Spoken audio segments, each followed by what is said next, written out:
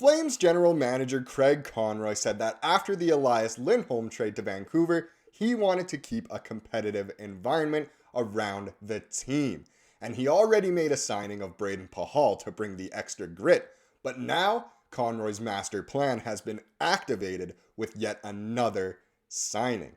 Welcome to Flames Digest. I'm Mark Griffith. If you're new around here, make sure you subscribe because 93% of the people watching are not subscribed. So if you're new to the channel, make sure you hit that subscribe button. I'll keep you updated with all the latest news, reports, rumors, and of course updates regarding the Calgary Flames. But like I said, Conroy has been doing work the past couple weeks, and we can officially say that his master plan has been activated.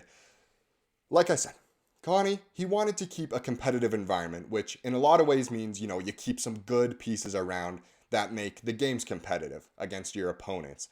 You want to be competing in every single game, having a chance. And when your team is labeled as having a retooling or a rebuild, it can be hard to keep games competitive.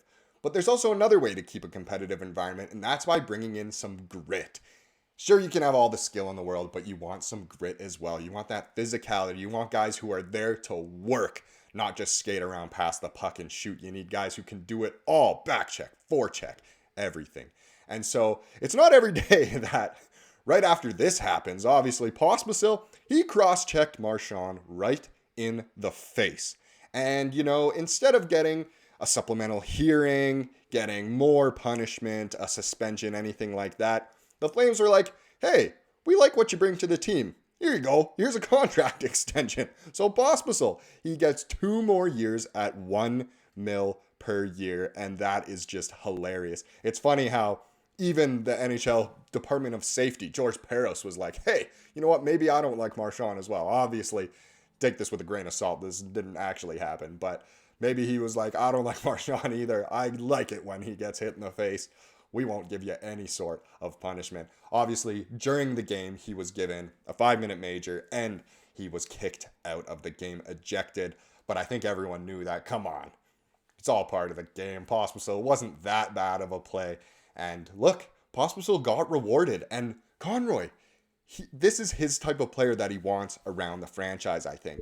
Pospisil has been absolutely fantastic when he's been in the lineup for the Flames this season. He's dealing with a little injury around the All-Star break, and that's all right because when he came back, when he was playing, of course, the Flames just seem that much better when he's in the lineup. He has been so instrumental in just getting that fire going, lighting the fire under the Flames and keeping those games super competitive. He throws the body around like crazy, which is definitely what the Flames are looking for. And you need that in a strong team. You need a good balance of everything. The most skilled teams don't always win the cup. It's the most balanced teams. I mean, you look at Edmonton. They have 2 of the best players in the league, definitely the best player in the league in Connor McDavid, and they really haven't had the most playoff success. You look at Crosby and Malkin and what they did in their first few seasons. They won the cup within their first 5 years together.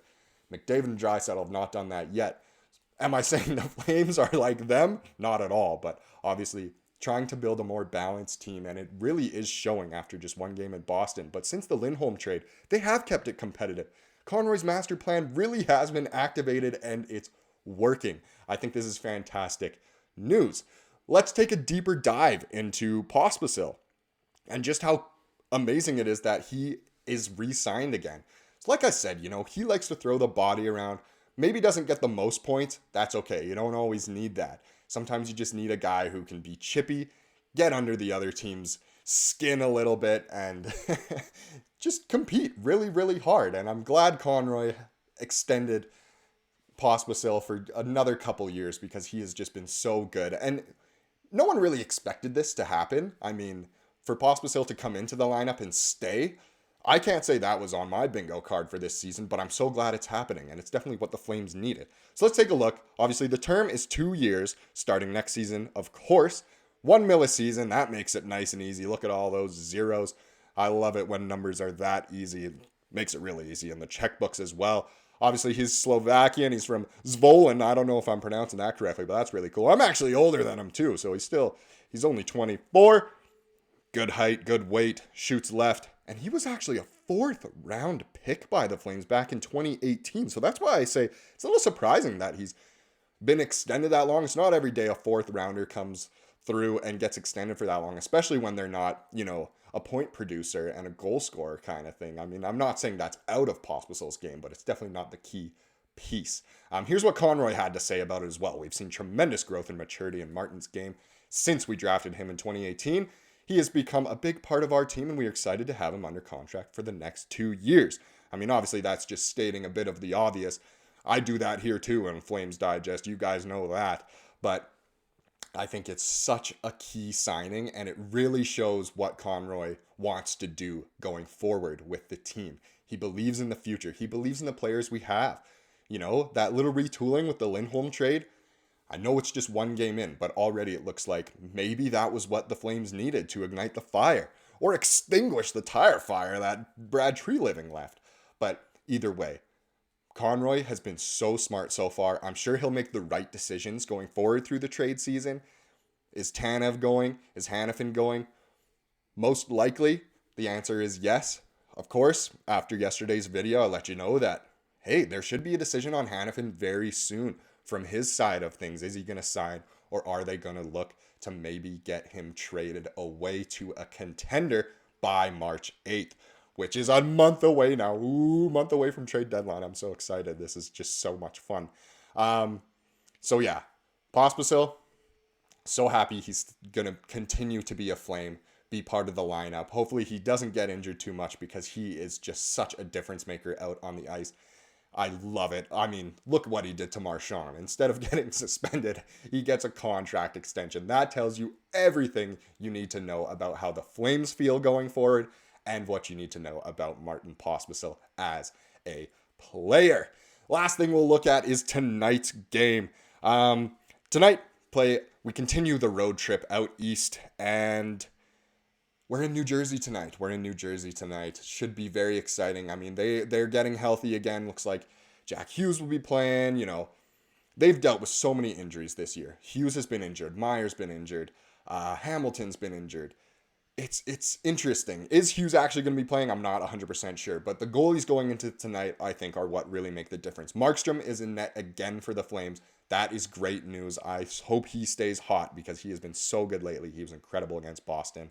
And then we've got Vanacek in net for the Devils, who I think he's receiving a little more hate than he should. He's got a pretty good record this year. I mean, he doesn't have the best save percentage in goals against, but the Devils seem to still be winning when he's in net. So here's a little look at the records and, of course, the time. So 5 p.m. tonight, Mountain Time, Calgary time, of course.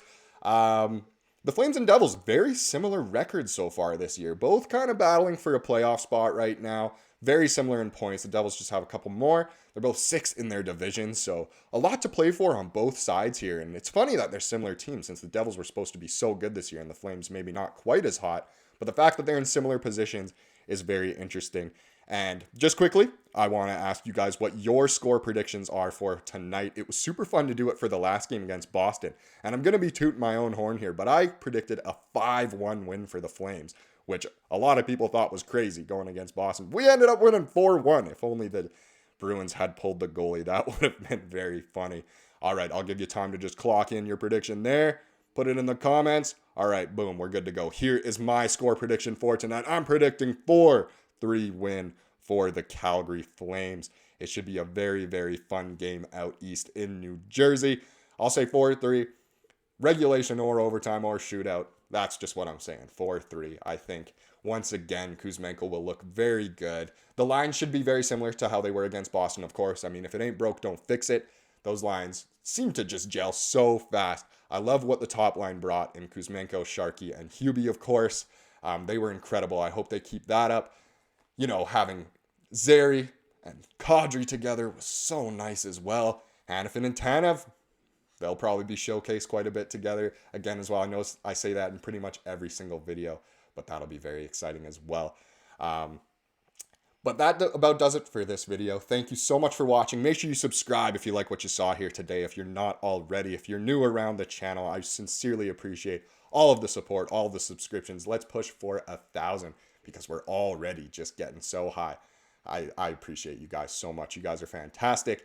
Game tonight, Should be very, very fun. I will be releasing a video shortly after the game just with some game reaction. We can chat about the game a little bit. It'll be, I think, hopefully a very fun video if the Flames continue to play like how they did against Boston. So that will be very, very exciting. Make sure you're on the lookout for that. If you've made it this far, I really appreciate you watching. I appreciate all of your engagement. You guys are fantastic. And as for tonight's game, go Flames, go.